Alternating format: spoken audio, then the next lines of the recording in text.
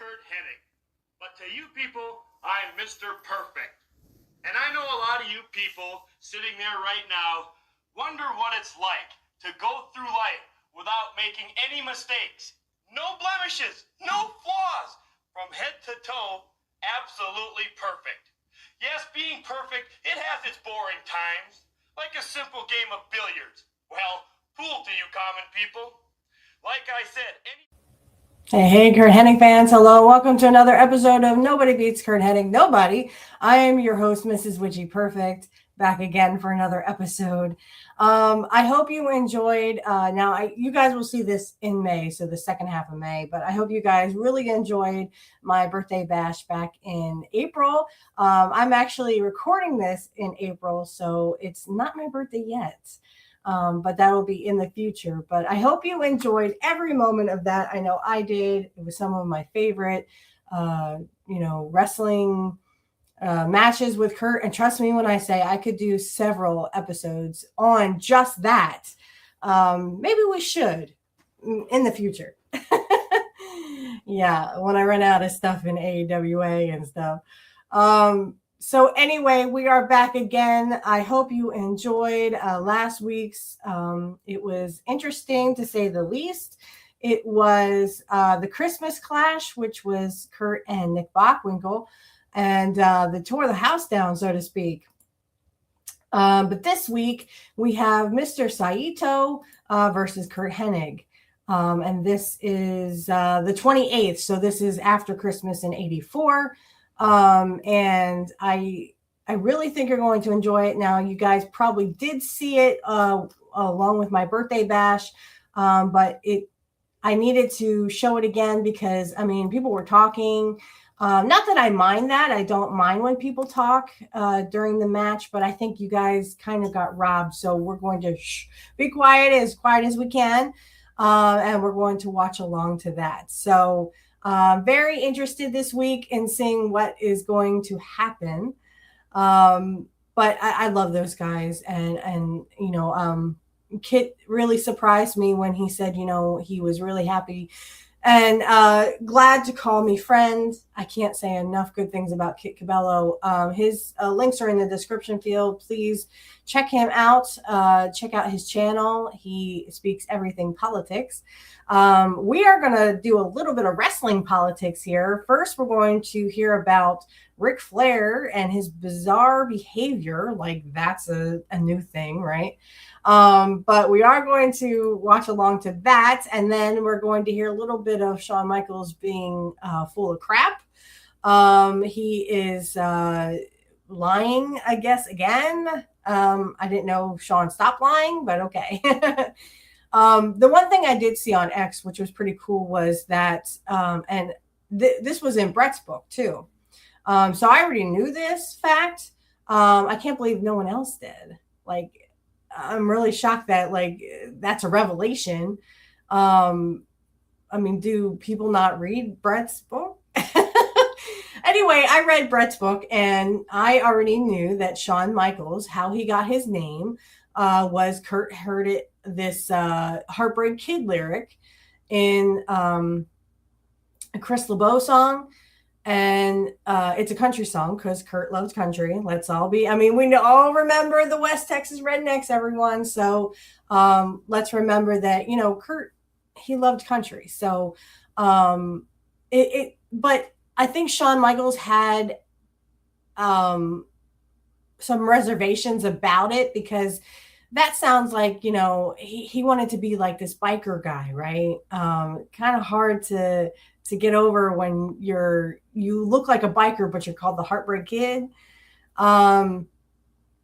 Anyway, Shawn says it just kind of stuck, and I don't know. I think Curt was just trying to help him out because they were going to call him the Idol or something. I read something briefly about it. So again, this is about, I already knew about this because, like I said, I had already read Brett's book, most of it. And in there, Brett does talk about how Curt was instrumental in helping Shawn, helping Scott Hall, Because I know Vince kind of wanted like something from like Scarface, and I think it was Curt that also helped Scott Hall, get his name and and really get into the character, so to speak. I think Scott watched Scarface a bunch of times and tried to get the accent down. I don't know if he got it fully down, but it was a little bit of a cheesy accent. At least I thought so. I thought Razor Ramon was a little bit, the accent at least was a little bit cheesy. So anyway, yeah, so we're going to start off with Ric Flair's antics, and then we'll go right into our main event, of course. So take it away, James. Again, James Romero. All you have to do is look up his name. I will try to put that in the description field. If I always forget, so I apologize, James. I will remember next time, but all you have to do is look up his name. Oops, that was the wrong one. Let's see. So here, James Romero. So there you go. Look him up on YouTube. He does great with the news and a little bit of politicking. So here we go. Hello, everybody. James here. Now, the nurse apparently took her eye off Ric Flair for 5 minutes, and he immediately got out of bed, strutted over to his laptop or wherever it is, and went straight to Twitter to vent about something absolutely nobody would have had any idea about whatsoever if he weren't complaining about it. So anyway, Ric Flair went ballistic because he apparently found out that WWE had blocked a deal for him, I presume a renewal of an agreement, with a clothing apparel line called Roots of Fight that has links to a bunch of sports stars and also has a section on wrestling where there's some officially licensed stuff from the likes of some famous old timers like Roddy Piper, Andre the Giant, Bret Hart, and a couple of others as well. Ric Flair was one of the wrestlers who Roots of Fight did have a deal with, but gathering from his tweet and the fact that there's practically nothing left in the shop bar, in fact, I'll show you, bar one kind of pretty ugly t-shirt and then this like woolly hat with an interchangeable label on it. It seems that WWE has blocked Flair's deal with Roots of Fight for whatever reason, because maybe Ric Flair left WWE of his own accord all the way back in 2021 and has been signed with AEW since 2023. This deal does seem to be pretty WWE-centric, and Ric Flair, once again, has not been with WWE for 5 years. But anyway, here is the tweet. I'm going to be going through this one line by line, even though it's kind of hard to decipher where the lines begin and end. So he starts by vaguely describing the problem here. I woke up this morning to find out that I'm no longer allowed to be with Roots of Fight per WWE. Let me think. And this is where it gets crazy immediately. I'm the only wrestler to ever be on 30 for 30 and rank. Okay, let's go for the 30 for 30. I'm not sure that's really something you want to be bragging about too much. It wasn't all that complimentary to you. It's almost like boasting that I've been featured on Dark Side of the Ring, don't you know? Which Ric Flair has, in fact. He says, I've been ranked in the top 25 of all time. Doesn't say in what, though. Wrestlers, partiers, adulterers, it doesn't specify. An Emmy-nominated documentary courtesy of the WWE, which I should have won, but I lost to a team, not individual. Firstly, what's he talking about? I don't. I mean, maybe it's one of those WWE documentary things. I think it does say courtesy of WWE. But secondly, if he was just starting rattling off a list of his accomplishments, now he started listing things that he didn't accomplish, which is kind of bizarre. Here we go. 21 World Championships, but I always played by your rules and kept it at 16. Now, this has got to be the most confounding statement of the entire lot here, because, I mean, what he's saying is, how dare you block my Roots of Fight deal when I pretended to win less fake world titles than I actually did? So let that one sink in for a minute. But I mean, aside from the fact that it's pure lunacy to mention this whatsoever, and he's complaining, well, I really won 21 titles, etc., and you made me say 16. But if you go back to this, you can see his own profile where he says he's a 16-time world champion.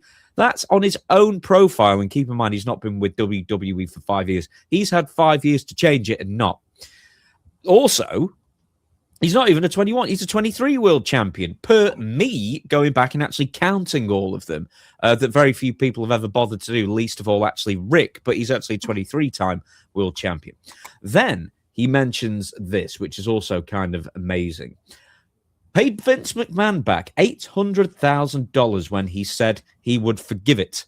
I honored it. So this relates to, obviously, he paid Vince McMahon back, as you said. He never paid him back. Who also isn't with WWE anymore, so I don't know why that's relevant whatsoever.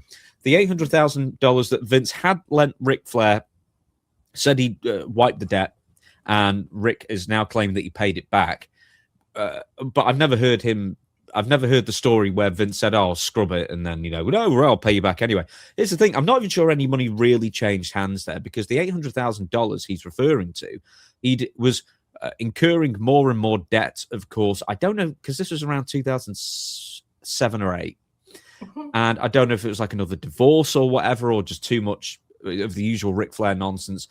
But the $800,000 was actually his payoff for that WrestleMania 20, it would have been 24, I guess, where he wrestled Shawn Michaels for his retirement match. That was his quote-unquote payoff that he either never accepted or gave straight back to Vince, because miraculously the $800,000 was exactly what he owed Vince, I guess, as well. So he made nothing for that match, ultimately. Good for him.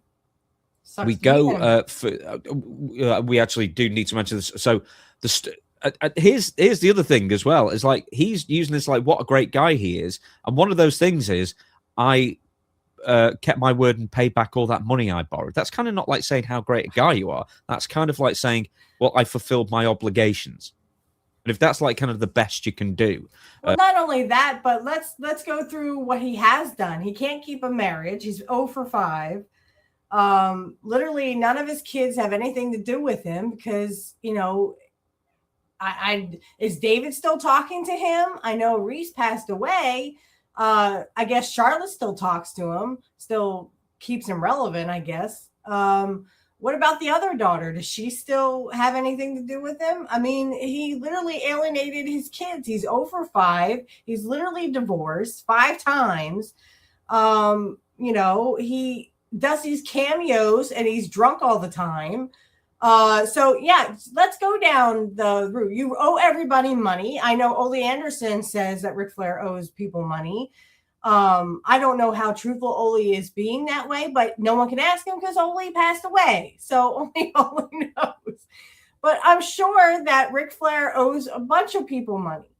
So not just Ole Anderson, because Ole said that he would go everywhere and borrow money from everybody and pay nobody back. So kudos to you that you were able to pay one person back who was irrelevant in any of that, and literally everybody hated you. So I rest my case when it comes to, I'm such a great guy, and yet everyone hates Ric Flair backstage. Everyone, even when Ric Flair came to the WWE, and you can look at Scott Hall. He has plenty of interviews about this, titlematch.com. I keep mentioning that. You can look at up these things. And Scott Hall said, I didn't like Ric Flair. I didn't trust Ric Flair, because he literally came into the WWE, WWF at the time, and he literally brought a belt that no one cared about, according to Ole Anderson. Nobody gave a crap about that belt. It wasn't even a belt. It was just a belt. It was just a belt. By then, I'm sure that WCW was a thing and they had their own belt. So I'm not really sure what they're talking about here. But go back and look at those Scott Hall interviews where he talks about Ric Flair coming into the WWE in 1992, didn't trust him. And it was Curt that kind of said, Scott, just let sleeping dogs lie and let things play out how they will. Right? So that's all I'm saying is, this is one step at a time, and Ric Flair thinks he's the greatest person to ever walk the earth. He helped Orton, and he gave to charity. No, he didn't. He owed everybody freaking money. He literally owed everybody money, and he was not a good person. He slept with anything that with, boobies and anything. For heaven's sake. The man was a total dog. I don't know how he stayed married as long as he did. Honestly, if I would, not that I ever want to be, but if I was ever married to Ric Flair, I wouldn't be married very long. I wouldn't have married him in the first place. Didn't these women know that he was out in misadventures? It's in Brett's book. Again, it's in Brett's book. It's in Brett's book. Brett tells a story about, I think he was with Curt and Rick,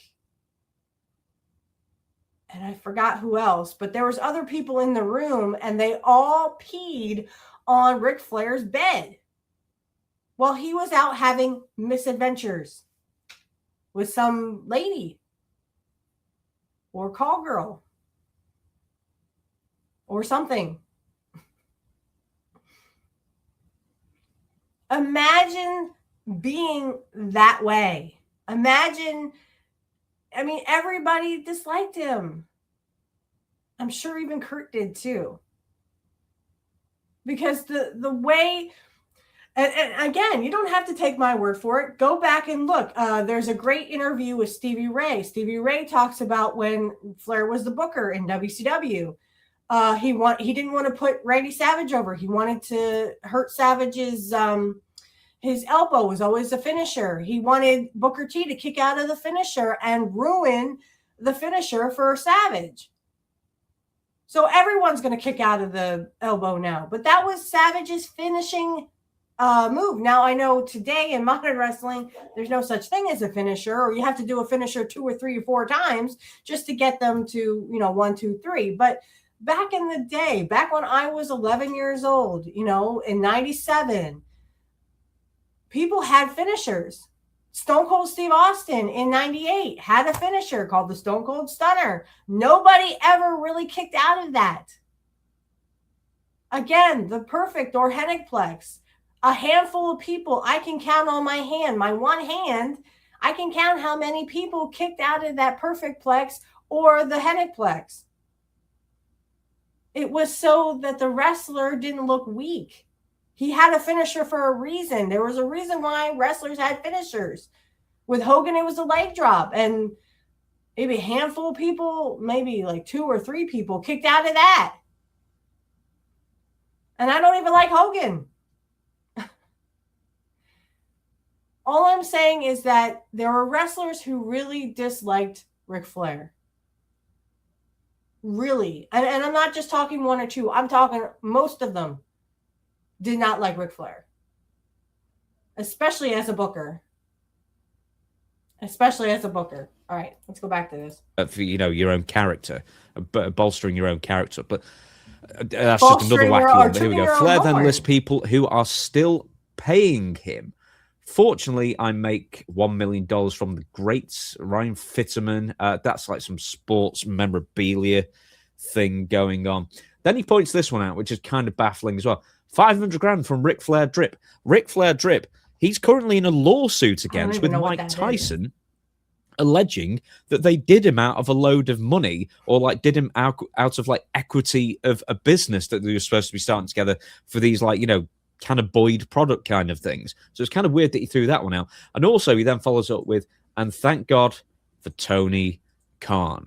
Tony Khan is still, Khan is he's been signed, Ric Flair's been signed with AEW since something like I think it's got to be late 2023, because Sting retired in March of 24. I think I'm right in saying, and he was signed. I don't really care. And this was all part of, that Ric Flair energy drink thing that fell on its arse. Not even when I was 11 years old. And they stopped advertising. But essentially, the sponsorship money that they were getting, AEW were getting, kind of basically went into Ric Flair's pocket, and then Ric Flair ended up getting signed by the company. So it was a bit of a quid pro quo thing. And that deal was set up, I think I'm right in saying, without Ric Flair's knowledge, who was by the guy who co-founded the Ric Flair Drip thing, and then he went off somewhere else. I hope I'm not misremembering that, but it's someone from that end, and just kind of acted as his agent and got him a deal with AEW at that point, which is just its own bizarre situation going on there. But, saying that, it's been 2.5 years pretty much, and Tony Khan, for whatever reason, is still paying him, despite the fact that Ric Flair has done nothing Nobody for the company pretty him. much Only since WCW Sting's retirement 2 years ago. I think he did a very brief thing where he went on screen with like a Steve Mongo McMichael. Did you guys see that? It said, everybody grew up loving me. No, Flair. Actually, we grew up hating you, especially in 92 when you came in.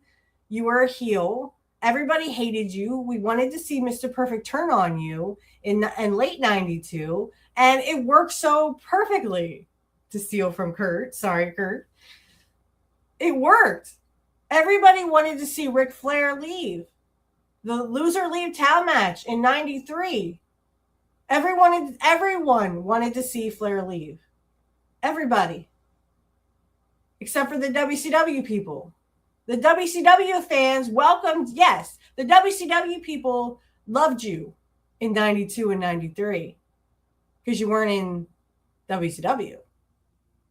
But they would actually have people from the fans from WCW, they would actually pay WCW fans to go to WWE or WWF at the time and actually cheer for Ric Flair. I'm sorry, did I miss that part? You only had fans, Flair, because you paid them to be there. So anyway,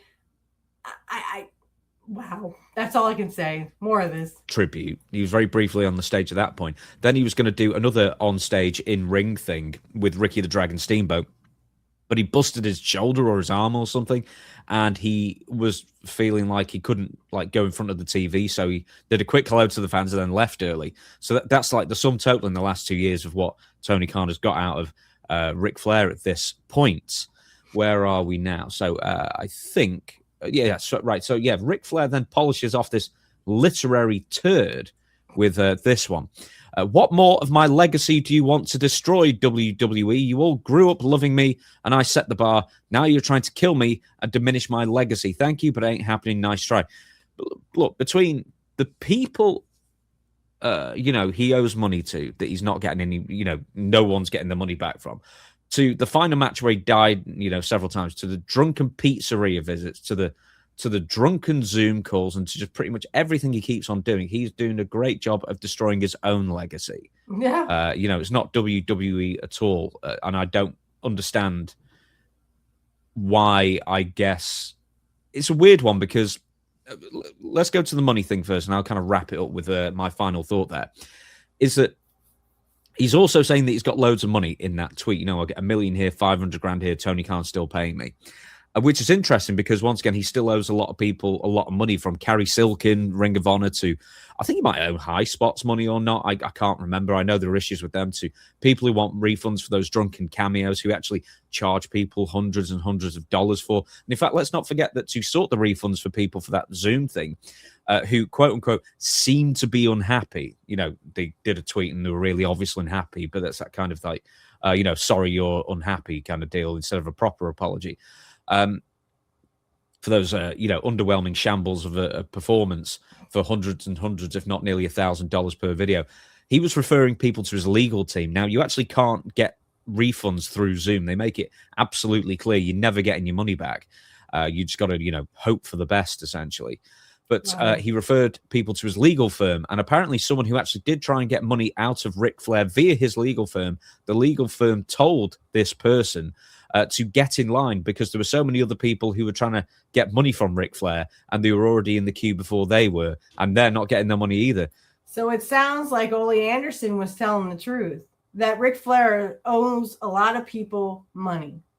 So that's kind of where we're at with Ric Flair and his legacy, I guess. But he's not with WWE at all. Once again, he's not been with WWE for like 5 years at this point, and not even with a Legends deal. Now, I thought, well, it must have been because you wanted to be cut free, because you wanted to, sign up for a load of like fly-by-night third-party deals that mostly went nowhere within a few months, that WWE didn't approve of. So I don't think he's got a Legends deal anymore. The last game he ever appeared on, as far as the mainline series, was WWE 2K22, which would have been, a year in advance. So it kind of would have worked out to 2021, I guess.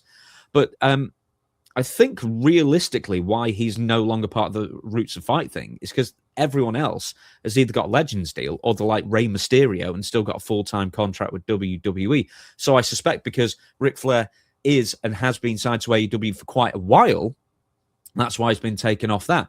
But then I was thinking about Billy Gunn, because Billy Gunn's been signed with AEW for years and years at this point, but he still appears on the 2K games. He still appears with the Mattel figures because he's got his own separate deal, whereas Ric Flair apparently hasn't got his own separate deal for that kind of thing. And that is why I suspect the Roots of Fight deal has been, cut from under him, because he's not been part of WWE for years and it's an exclusive WWE. All right, we're going to stop there. I'll stop sharing. So it just comes down to the fact that Ric Flair, again, still thinks he's Ric Flair, still thinks he's the Nature Boy, owes a lot of people money. See, Ole Anderson didn't lie about that.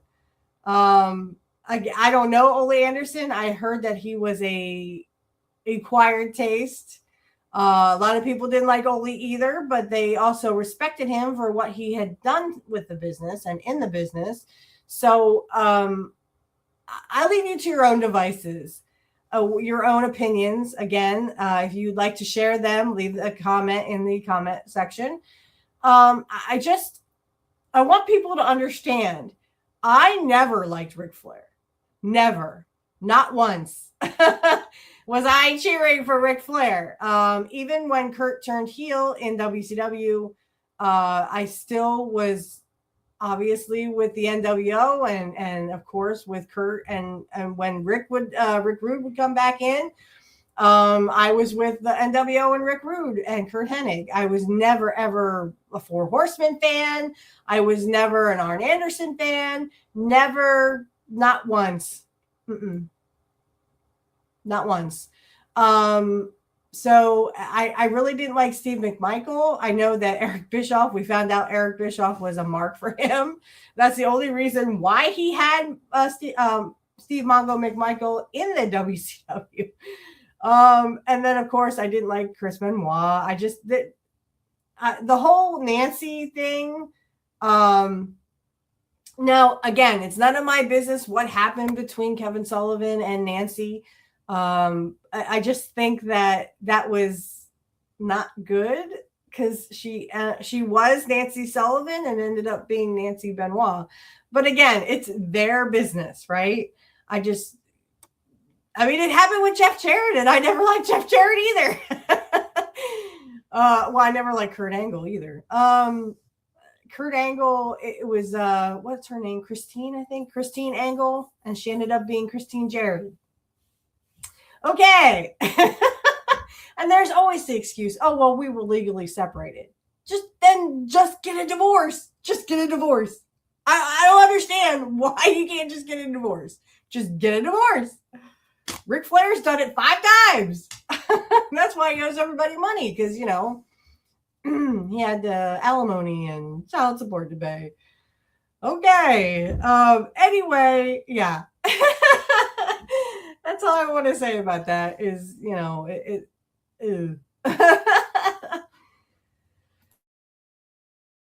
Sorry, I had to cough there for anyone who did not hear that. It was just a moment of silence. All right, let's go to Shawn Michaels, and Shawn Michaels is full of crap. I will take a 5-minute break, be back with you in 5 minutes. All right, and we're back. So here we go. We're going to hear about Shawn Michaels being full of crap, apparently. So take it away, James.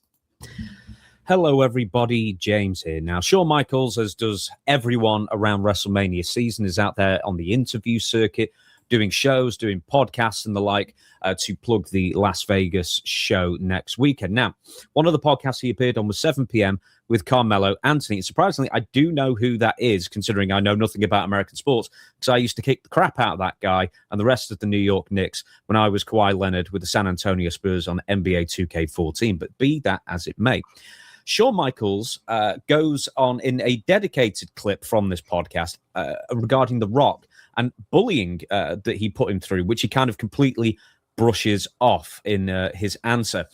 He's first asked, before we get to that, he's first asked, is Shawn Michaels, who he would prefer wrestling You one more match or forevermore, who's your better opponent, Triple H or Steve Austin? Surprisingly, he says Steve Austin because Steve Austin is the man, and it's the right answer. Then he says The Undertaker over Kurt Angle. And then Carmelo looks at us for whatever reason and asks Sean why there was never, in fact, look at this. I don't know why he's doing this. Right, so let's just guess this. The Rock and Shawn Michaels, man. Yeah. That is the one match, I think, as far as like greatness is concerned, we never got it. Obviously, I'm going to ask who you're taking, but I also want to ask why we never got that match. Right. Well, for starters, I've got to say this. It's weird that Carmelo Anthony is Rogering me instead of asking Shawn Michaels the question. He's asking me.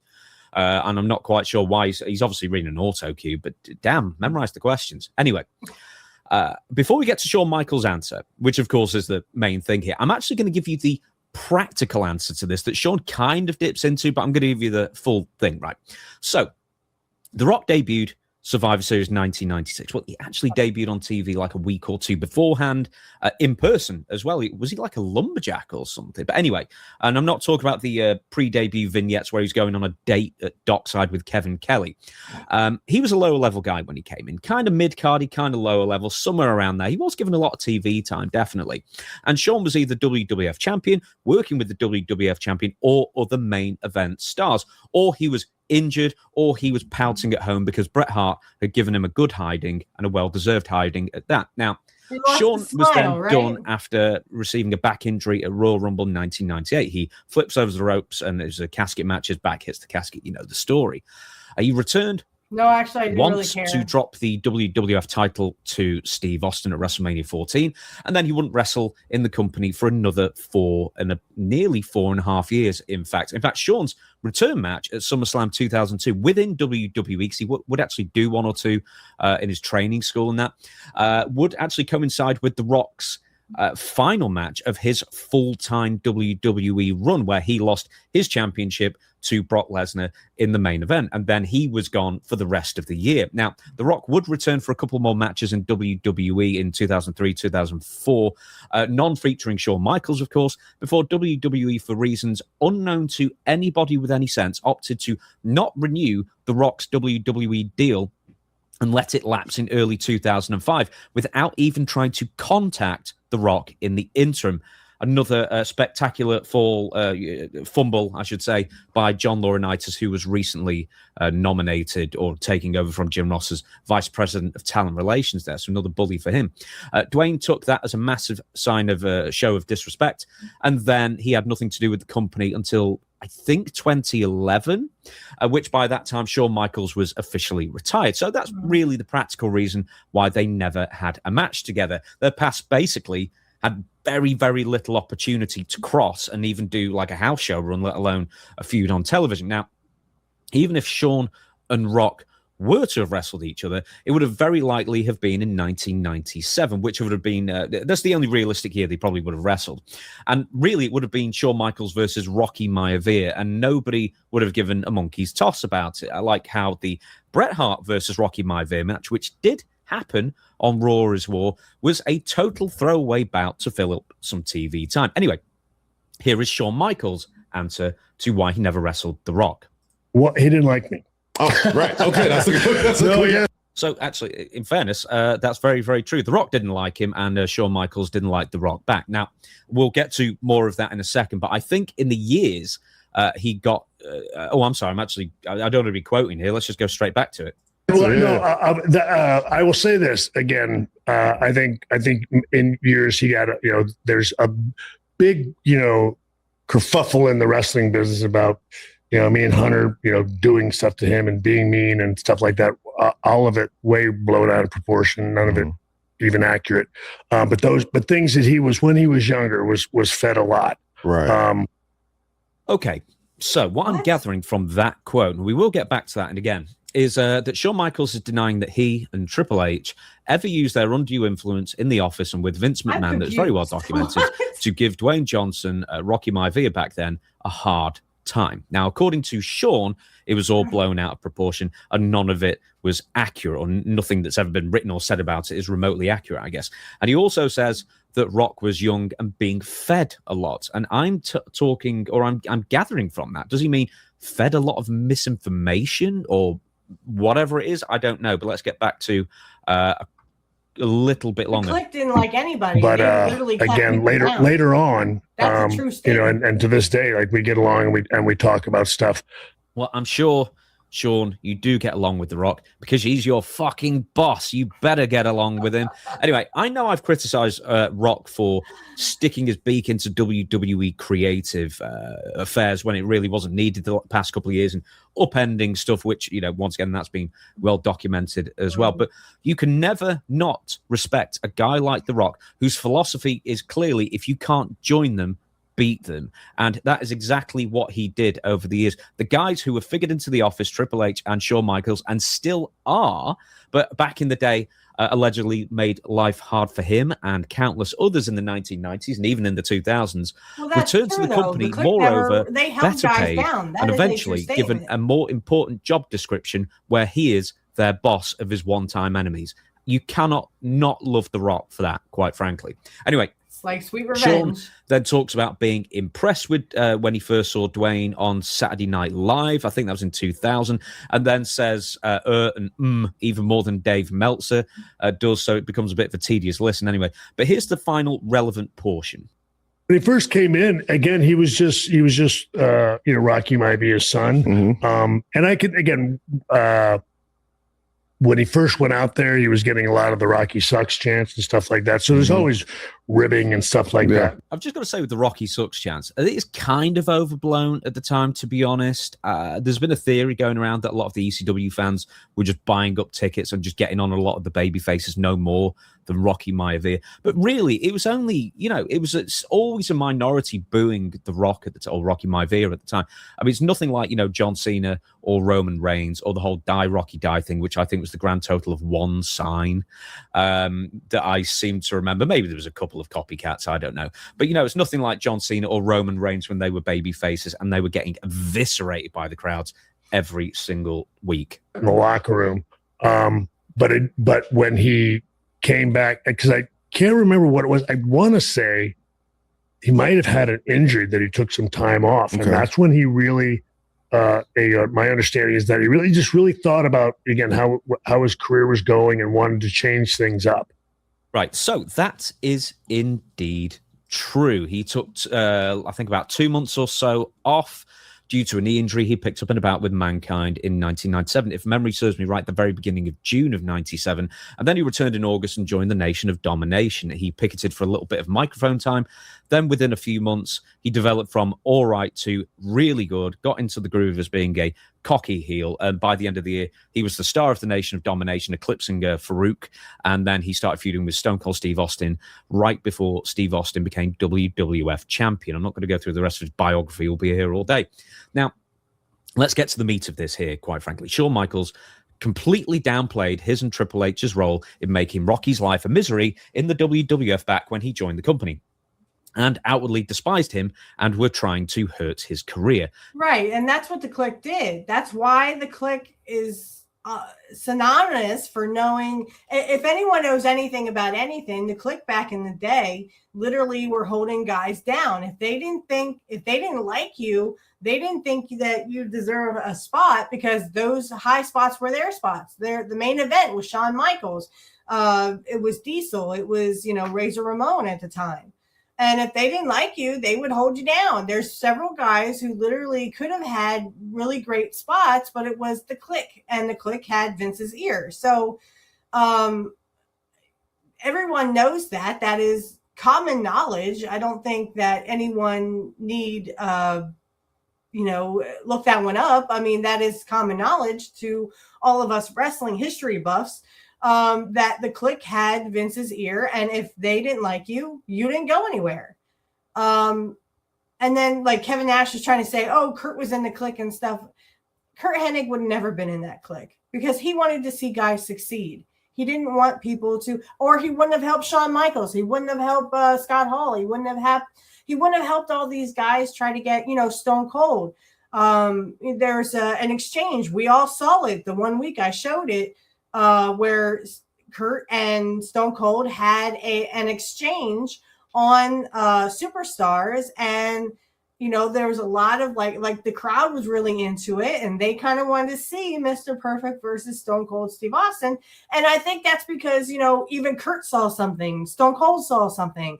I should say Steve saw something. They had chemistry. It could have been so good, but then, Curt had already talked to Eric Bischoff by this time, and Eric Bischoff handed him a contract that was, it was easy money. He wanted to do it. So I think that in the grand scheme of things, I think that this is literally, how do I want to say this? Like, this is, it's a truthful statement that the Clique had guys they just did not like. Okay. And they obviously had the ear of Vince McMahon. And, if you were nobody, you stayed nobody. Or if the Clique thought you were nobody, you stayed nobody. So there's a lot of controversy and a lot of questions that come up when it comes to the Clique. But I think that, they probably did. I've heard some of the stories of what they've done to The Rock, or what they did to Dwayne. And I can't disagree more with Shawn Michaels. I don't think he respected the guy, and I don't think The Rock respected him, because again, the Clique was the gospel. If the Clique didn't like you, you went nowhere. You might as well just go to WCW and end a career there. Now, Rock, in his book, which I actually have here, doesn't really mention Shawn all that much, beyond saying that he hated the guy since meeting him in the mid-1980s when The Rock, Dwayne, was living in Hawaii. Shawn Michaels was going in for a brief couple of gigs, I guess, in Hawaii, long before he was, I think probably before he was even part of The Rockers with Marty Jannetty. Hey. And The Rock always held a grudge against him because he said that Shawn was, quote unquote, disrespectful to his grandmother and promoter, Leah Maivia. But shortly after, Rocky Maivia, at 6'4" with great looks, good shape, all-round potential in the world, he joined the WWF. He was already in the crosshairs of Shawn Michaels and Triple H. Now, Triple H and Shawn Michaels, whichever way I say it, they were already starting to sit in on booking meetings. They'd already had Vince McMahon's ear for quite a while. They were, like I said, already suggesting finishes, and if other people are to be believed, a lot of other people are to be believed, all saying more or less the same thing. Always very, very self-serving suggestions. And Bret Hart would write in his book, which I've got, and my daughter has completely ruined. Look at that. That was new like 3 months ago because I lost my first copy. Oh, you lost it. You know what? Go for your audio. They have it on audible.com. If you want to listen to Bret Hart's book, audible.com, Hitman, Bret the Hitman Hart. Just look it up. You will see it. I've gotten through to, now I do have Bret's book, a hard copy, but I also have the audio version as well. And I say it is the greatest thing you're going to listen to. I just got done with SummerSlam 1991, and he praises Curt up and down, and rightfully so. Curt and him were both second generation. Shawn Michaels was never second generation, by the way. So yeah, anyway, a little more of this, and then we're just going to go to our main event. Hart actually said this, that hopefully this will work. On February 7th, I was sitting with Davey in the dressing room in Pittsburgh, listening to Shawn bitch about Steve. Awesome. I was slightly relieved to know that I wasn't the only one he feared. Poor Rocky Maivia was also being buried by Shawn and Hunter for supposedly not wanting the job, for not selling, and for stealing their spots. Yeah, exactly. And that obviously he pulled up the Audible of Bret Hart's book. So yes, I recommend Bret's book. If you do have audible.com or you want to check out Bret's book of the audio version, which Bret does, he actually reads the whole book. Check that out on audible.com. And like I said, all you have to do is search for Bret the Hitman Hart, or Bret Hart. Okay. But yes, I have not gotten that far in Bret's book because, like I said, I am sort of back at SummerSlam 1991. How he was praising Curt for, pulling off, he pulls Curt's singlet off and, So I'm guessing this is probably like 96-ish, 95, 96-ish, when the Clique was in power. So yes. And again, a lot of these stories I did hear, yes, from Bret Hart, and I've heard from other guys as well. So again, titlematch.com. I can't stress enough. Title Match, that's TITLEMATCH.com, titlematch.com. You will find a lot of interviews from a lot of guys who talk about the Clique. All right. A little bit more of this, and then we're going to go to our main event. Rocky was a good kid and he tried to be polite and respectful, but he couldn't get them to like him at all. There you go. So that was a snippet from Bret Hart's audio book there. Now, you remember when I mentioned Bret did indeed wrestle Rocky Maivia? And I know I'm doing that with about 18 different syllables in it, but Maivia anyway. Kind of a throwaway match on WWF Raw as well, as I mentioned. Now, that match is actually quite significant because Shawn and Triple H were actually pushing for Bret Hart to beat then Intercontinental Champion Rocky Maivia for the belt for two separate reasons, to sort of do away with two of their enemies. One, it would bury Rocky Maivia, The Rock, down the card. And two, it would keep Bret in secondary title feuds so Shawn Michaels could work with other people other than Bret for the WWF title. Because obviously Bret was, I guess, Shawn Michaels' biggest threat to being WWF champion in real life.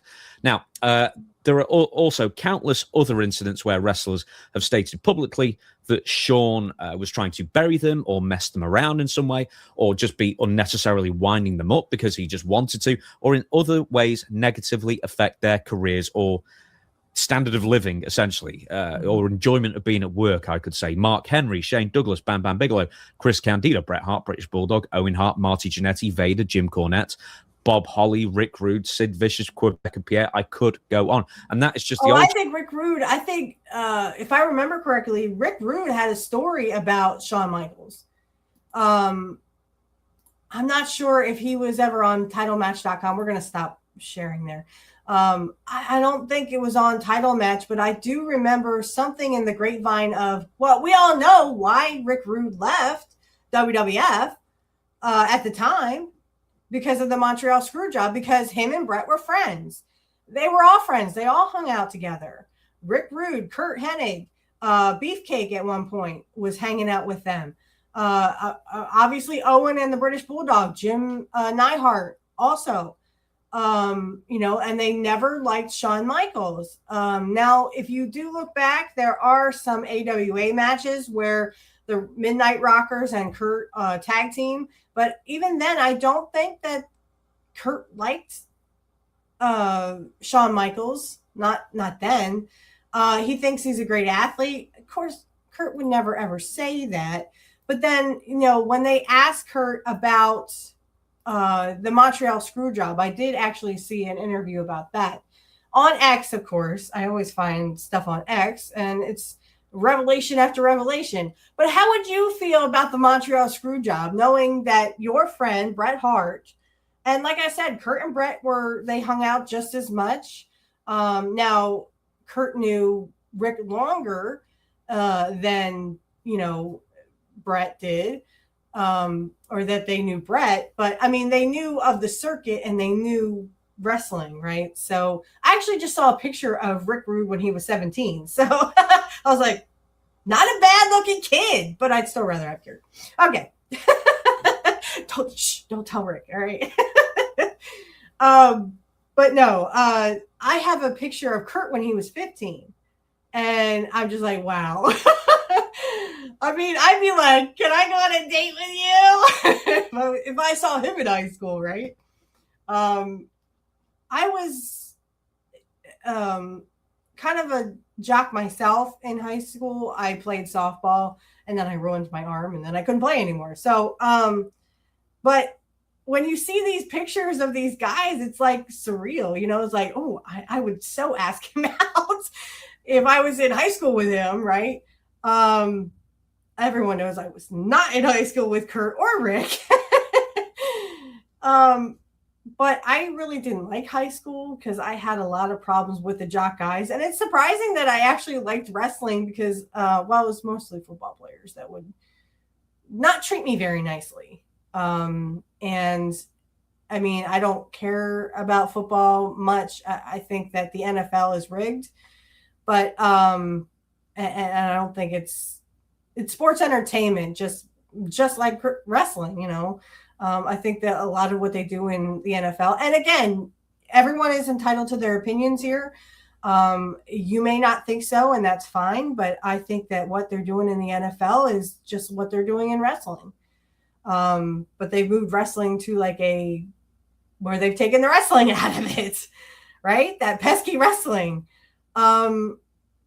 Anyway, going back to the Rick Rude thing, I do think that Rick Rude did not like Shawn Michaels.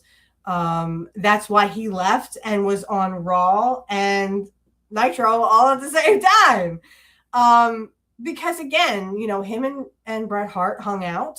Jim Neidhart, British Bulldog, they all hung out together. They all went to bars and you know, they would have back at their hotels, they would all have parties and stuff. If you guys are interested in hearing the one story of back in 1989 or 1990, I think it was 1990. It was Rick Rude versus the Ultimate Warrior, and it was right before SummerSlam 1990. So right before I was about to see Curt versus Kerry Von Erich, and where I became a Mr. Perfect fan. But this is right before that. In July, it was Rick Rude versus the Ultimate Warrior at house shows. And I will say, I probably already said this, but I actually saw the very unique fact that I thought it was beefcake. That was anyway, I'll tell you what I'm thinking of. Okay. So the question that was posed to us was, who ended Mr. Perfect's perfect record? I didn't say off TV or on TV. It didn't say on pay-per-view either. It just said who ended his streak. And I, for years, thought it was Beefcake. I thought it was, you know, Ed. It wasn't. It was the Ultimate Warrior on a house show. Well, it was on Coliseum. No, but it was on video. Okay. Coliseum video. Something like that. I thought it was Ed. I thought it was Beefcake. It was not. It was not Beefcake. It was the Ultimate Warrior. Because it was Jesse Ventura and Gorilla Monsoon who were commentating that match, I believe. No, it was a Sean Mooney and... Was it Sean Mooney? I think it was Sean Mooney and Jesse, maybe. I don't remember. I have to go back and watch it. But for Coliseum video, it actually was the Ultimate Warrior. But the first time ever seen, the perfect record went out because of Beefcake at WrestleMania 6. So it depends on what the question, does it say on TV, on pay-per-view? Does it say ever? That would be the Ultimate Warrior. So the Ultimate Warrior got there first. Well, anyway, in 1990, Rick Rude told the Ultimate Warrior if he kept clotheslining him, he was going to break his arm off and beat him with it. Because that was Warrior's thing. And Warrior was known to hurt people. Okay. Now, if you ever saw a match between Mr. Perfect and the Ultimate Warrior, of course, you know, Curt was flying around the ring, you know, making Warrior look good because that's what he needed, a strong heel. And with Rick Rude, again, a strong heel that they could, you know, make Warrior look great. I don't agree with them when they say that Curt was not a good heel at the time. I think he was a great heel and, again, made Warrior look like $1 million. But by then, Warrior's stench had kind of worn off. You know, people were tired of the Ultimate Warrior. And rightfully so. He really just... But anyway, moving on, there's a lot of things that I'm sure Rick didn't like Shawn because, again, when you play the politics backstage, which they were doing, that's something that Rick Rude would not like. And especially when you're screwing Bret Hart. You literally just screwed Bret Hart. Okay. Anyway, let's get to our main event. Be back in 5 minutes. All right, and we're back. Now time for our main event. Take it away. Curt Hennig versus Mr. Saito. The action continues, ladies and gentlemen, in this match. A one-fall, 30-minute time limit. Introducing, in the corner to my left, from Tokyo, Japan, weighing 249 pounds, Mr. Saito. And in the corner to my right, from Robbinsdale, Minnesota, weighing 235 pounds, starting the axe attack, Curt Hennig. Your referee, Joe Fiorino.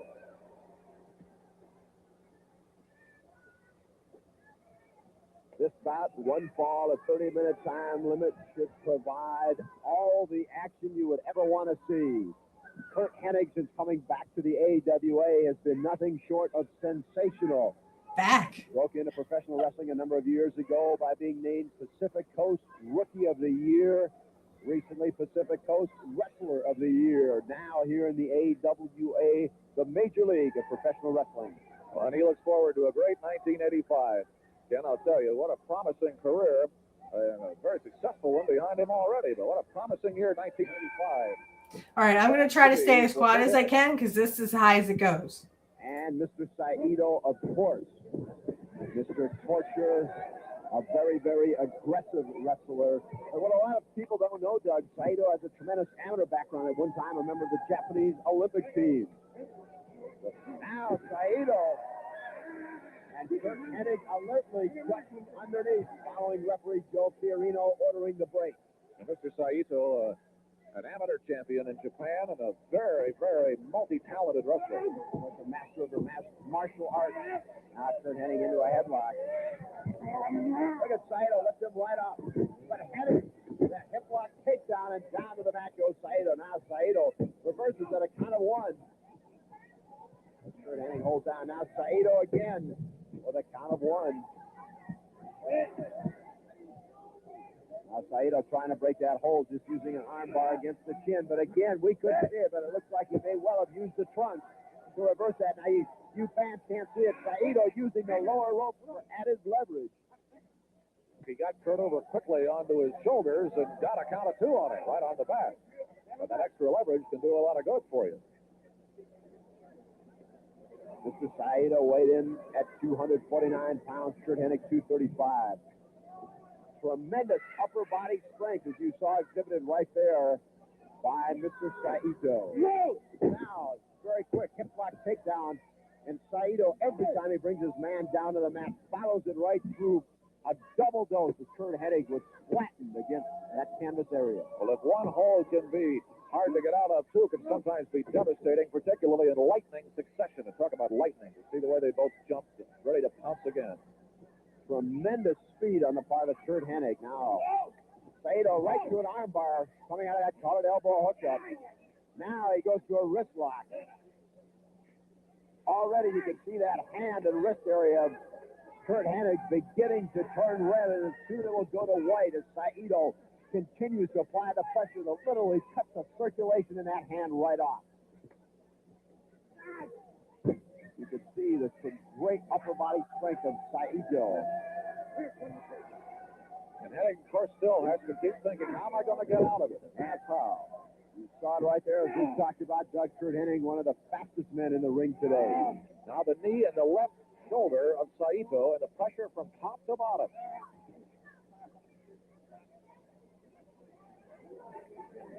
As you can see, an excellent shot. Curt Hennig applying leverage and pressure to both the shoulder and the hand. Now Saito working to his feet. The only way to break a hold like that. Saito with a fist clenched. This referee Joe Fiorino alertly, very quickly telling him to open it up.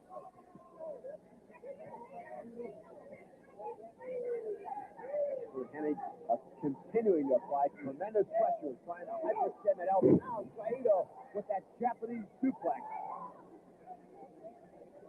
Very quickly.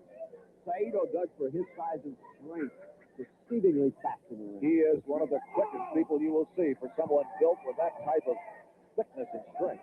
Curt Hennig going for a hold of his own, walked right into the bear hug. You can hear him grimace as Saito slaps those hands behind him.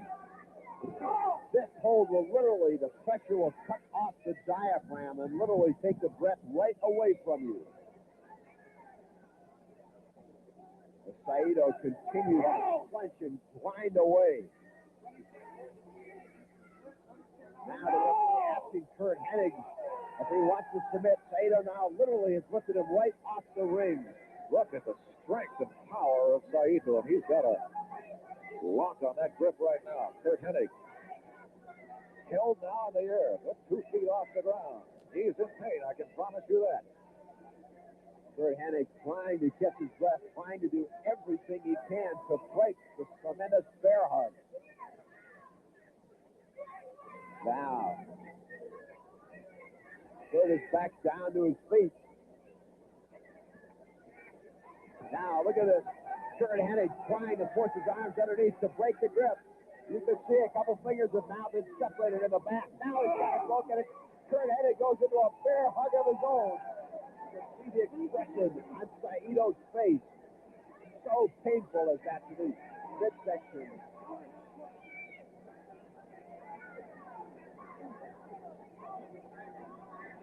Curt Hennig grinding away. 5 minutes into this one fall. Now Saito rakes his fingers across the eyes and nose area of Curt Hennig. That's one way to break it. Well, that's in the rules.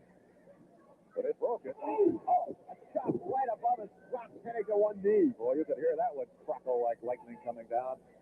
Saito, a master of the martial arts. Now it's going to do, atomic drop. That'll drive the tailbone right up through the spine. Curt Hennig writhing in pain. That is such a painful hold. And with Saito's great upper body strength, more so than normal. Now he hammers away at the back area of Curt Hennig. Now he's found what he hopes will be a weak spot here on Curt Hennig, and I'm sure we'll see more pressure applied there. Saito continues to stay right on Hennig. Chop after chop. Right above us now. Now, hip lock takedown. Now what's he going to do? Now, wait a minute. Saito now going for a form of the Oriental sleeper. Obviously being practiced by his sometimes partner, Nick Bockwinkel. Look at this. Saito, pressure high and low.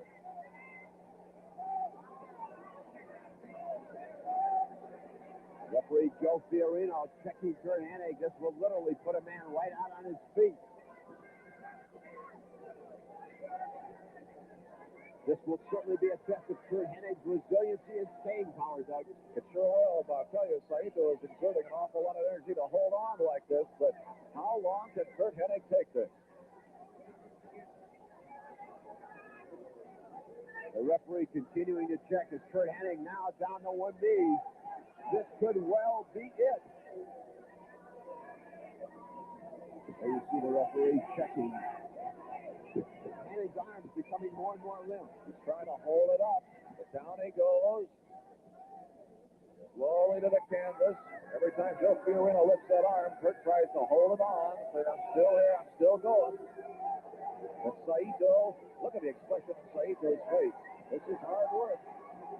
There's no question the pressure being exerted. There you see the face of Mr. Torture. Curt Hennig kicking those legs, trying to get some circulation back into his body, trying to get that blood supply back to the brain. This hold will literally cut the carotid artery right off. It comes up not only on the side, but it affects the jaw. Hennig now battling, trying to get to his feet. What staying power, what resiliency. Oh, Hennig got down. Saito's chin slammed into that turnbuckle area. Curt Hennig now trying to clear the cobwebs out. But he better look out. Saito, after just a quick breather, right back on the attack. Saito with a chop to the throat and sternum area. Off the rope they come. Oh, the right on that Hennig. Clear up, flying body. Like Curt Hennig, flying body, like a count of two. Saito Boy, that looked like curtains for a minute there as he came out of it. The Saito missed a chop and Curt came roaring back. The back suplex as Curt Hennig drives Saito into the mat. Saito falls, but Curt Hennig still showing the effects of that sleeper. Now rolls over a cover. Count of two, Saito kicks out. Well, you're so right, coming off the sort of oriental sleeper, as you call it. You're not going to be back at 100% in short order, that's for sure. It's a great credit to Curt Hennig that he's able to do what he has. Now another back suplex. Down to the mat goes Saito. Curt Hennig again with the cover. This time he hooks that leg. Saito again, that tremendous upper body strength is able to throw Curt Hennig out. After referee Joe Fiorino has counted to 2. So close, Doug, but yet so far. Oh, that extra half a count can seem like an eternity sometimes. There, Saito so very quickly in that Japanese suplex that he applies in the blink of an eyelash. And he drives Curt Hennig to the mat. Count of 2 by the referee, but Curt Hennig, you see the boot over the lower strand, referee ordering the break. Right over Now by the Saito raising his hand. He thinks he's won the match. He thinks the match is over. The referee telling him, no, he's only counted to 2. Look at Curt Hennig. Hennig pulling him off the ropes. A victory roll. He's got a count of 2. Saito able to kick him off at the last instant. What, Kurt's right back on him again, though. You can see there, Doug, a prime example. Mr. Saito does not have a great mastery of the English language. He didn't understand the referee. He thought the match was over. The referee, Joe Fiorino, Come on, Curt. reminding him that he will let him know when he has won a match. Now you see Curt Hennig, he's trying to turn him over into a Boston Crab. Saito fighting it with that tremendous upper body strength. Hennig just about has it. There it is. Oh, he's got him into a Boston Crab.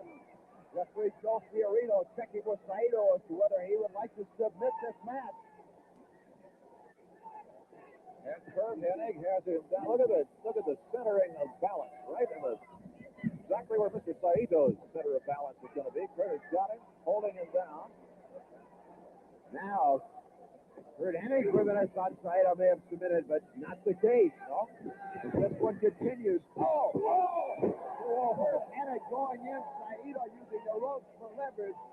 The bottom of those Japanese sandals that Saito wears to the chin area of Hennig.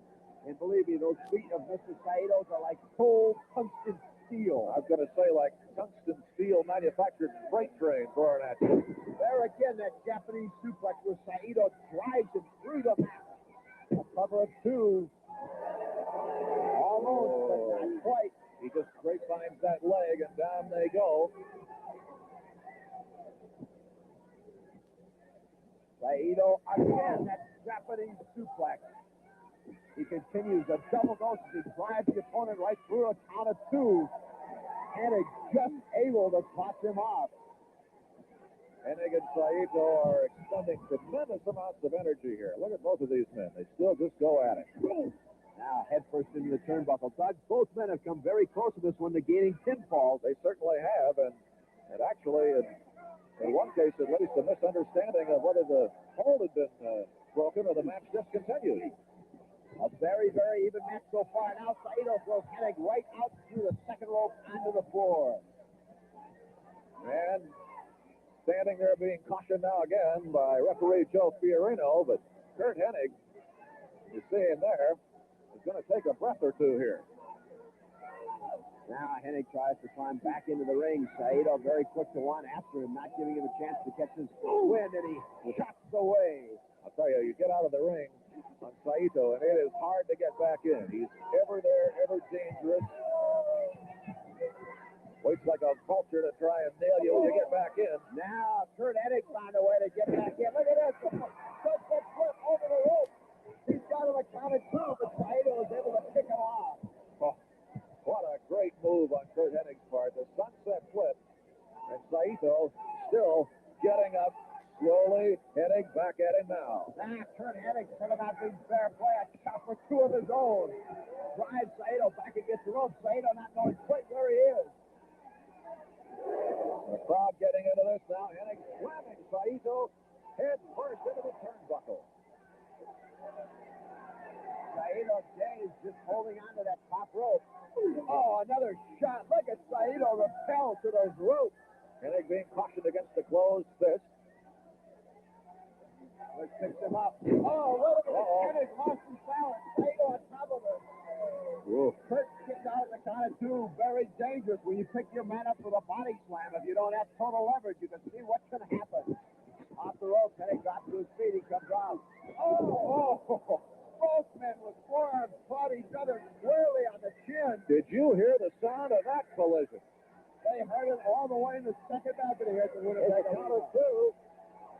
The referee could conceivably count both men out. He's up to six. The six now, both men still down. Now, Curt Hennig to his feet and kind of stops at a count of eight. But both men still very, very dazed. Hennig now the aggressor. Oh, look at Saito now. The way Curt Hennig went down, Doug, that almost looked like a karate slug. Boy, it sure did. Absolutely illegal. The referee out of position, but I'd be very suspect of that one. Off the rope comes Hennig. Now Saito again going into that Oriental sleeper. He's got him on right in the center of the ring.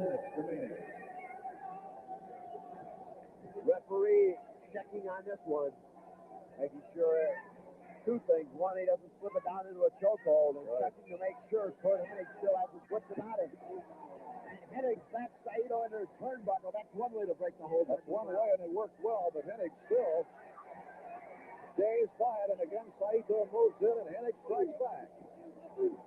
Hennig with a series of chops of his own. Oh, Hennig going for a flying dropkick. Saito held on, and Hennig missed. Now Saito chopping away at the back shoulder area of Curt Hennig. Picks him up with one hand. Now Saito body slam drives him into the mat. Now wait a minute, what's Saito going to do? He's outside the rope. Here we've seen this before. Saito on top of the rope. Look at Curt Hennig. Look at this. Hennig halfway across the ring. And look at Hennig now.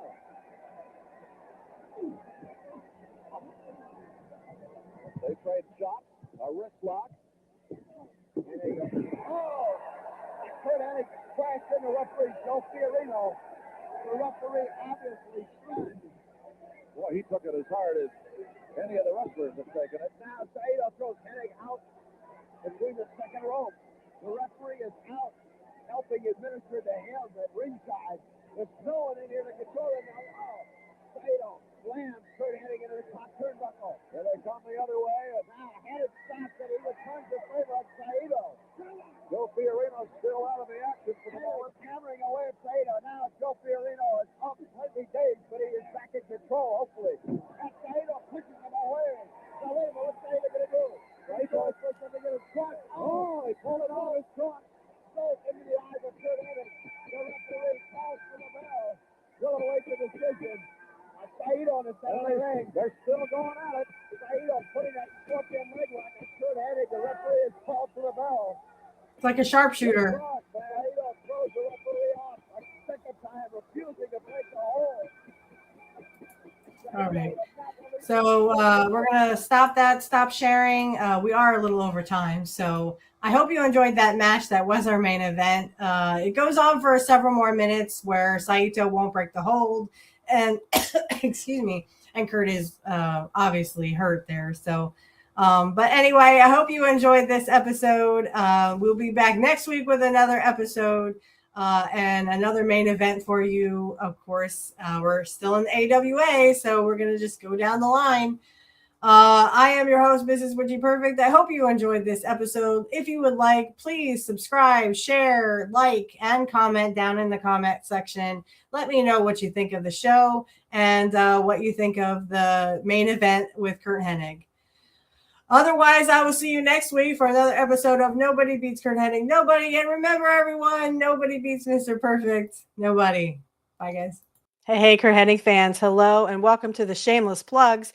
I wanted to do an updated version because I no longer have Patreon. I don't know if anyone has seen and down in the description field.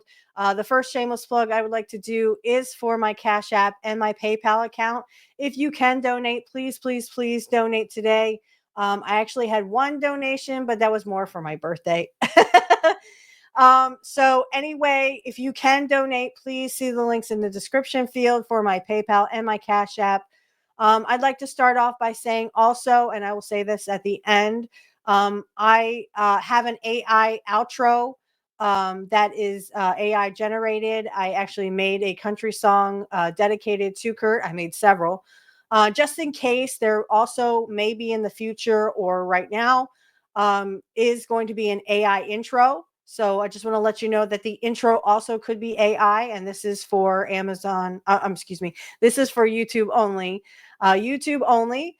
So the first shameless plug I would like to do is Kit Cabello. He is one of my great friends. Excuse me. I love him to death, and what a great man, great guy, all around great friend as well. You can catch him on Heartlands Media. That's 9 a.m. Central, Monday through Friday, and he will tell it like it is. Trust me, he will tell it like it is. Can't say enough great things about Kit Cabello. Also, check out Angel Riviera. He is in Angel in the Afternoon, and of course, he is my host for Pro Wrestling Talk. Pro Wrestling Talk is every Saturday night at 8 p.m. Eastern Standard Time, though those are scheduled to change due to family issues or WrestleMania or a pay-per-view. Also, I would like you to, but definitely check out Angel in the Afternoon. It is 7 p.m. Eastern Standard Time, and he also tells it like it is. Way to go, Angel. Okay, on to deconstructing topics. My big brother, Dave.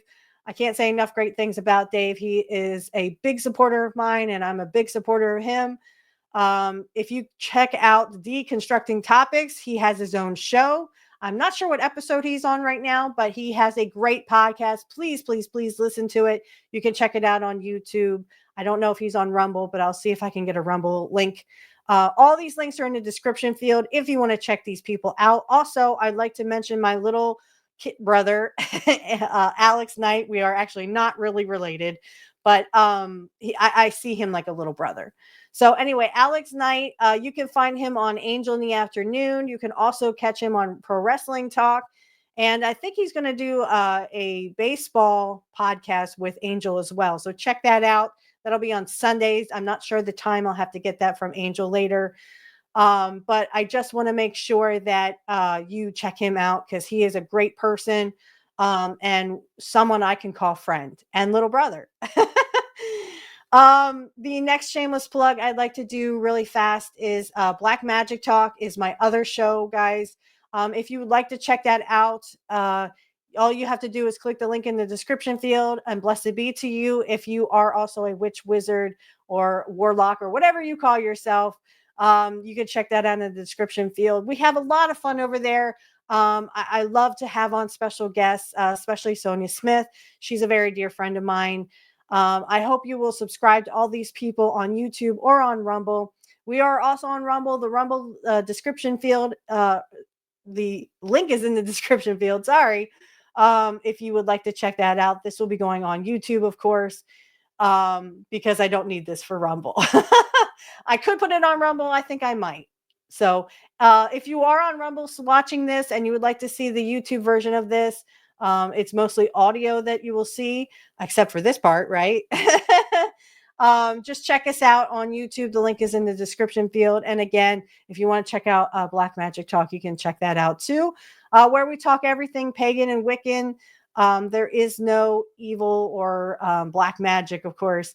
It's all great fun, and we have a good time. If you like a personal tarot reading from me, click the link in the description field below. I can get you my, my pricing and stuff. If you would like to be a guest on the Black Magic Talk, or if you'd like to be on Pro Wrestling Talk, you can DM me on X. My X is in the description field for both Black Magic Talk and for Curt Hennig podcast. Go ahead and hit those in the description field and DM me, and feel free to ask if you'd like to be a guest. If there's anything else, concerns, or if you would like to just give feedback, you can always DM us on X and so on. Again, just want to mention my Cash App and my PayPal account are in the description field. If you can give to the show, great. If not, please enjoy the show. That's what we are mainly here for, just for your entertainment purposes only. And again, I will reiterate that the AI outro song is AI generated. That is for everyone, for Rumble and for YouTube. Also, there could be an AI intro song. Just want to let you know that if there's ever an intro song, it is AI generated on YouTube. I created a couple of songs here and there, a couple of country songs I think that Curt would like. So I hope you check those out. And remember, everyone, nobody beats Mr. Perfect or Curt Hennig. Nobody.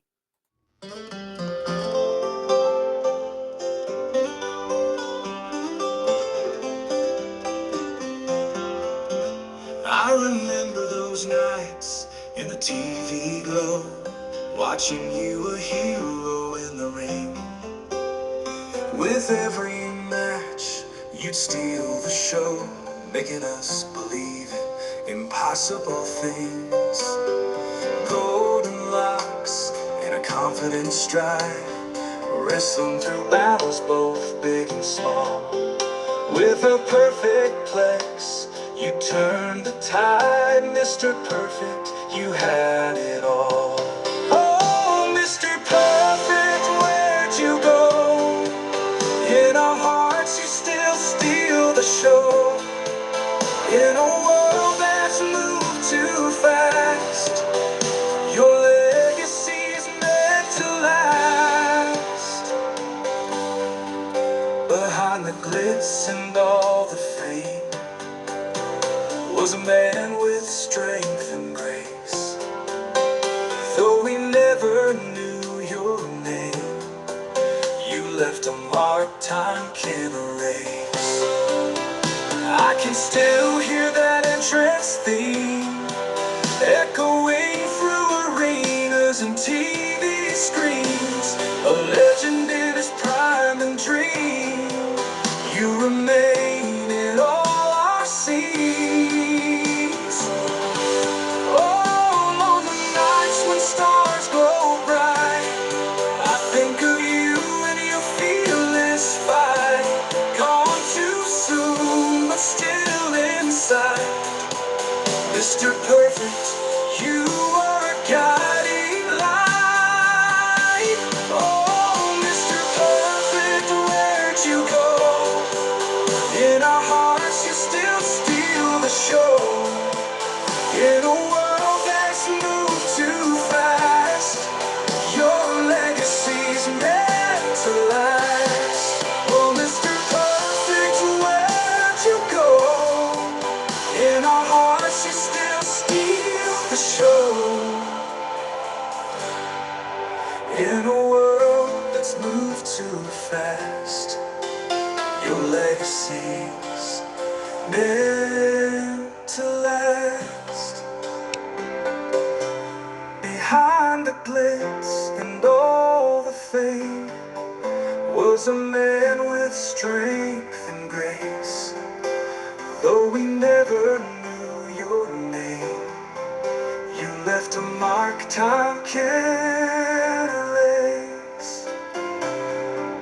Though we never knew your name, you left a perfect, you were a guide.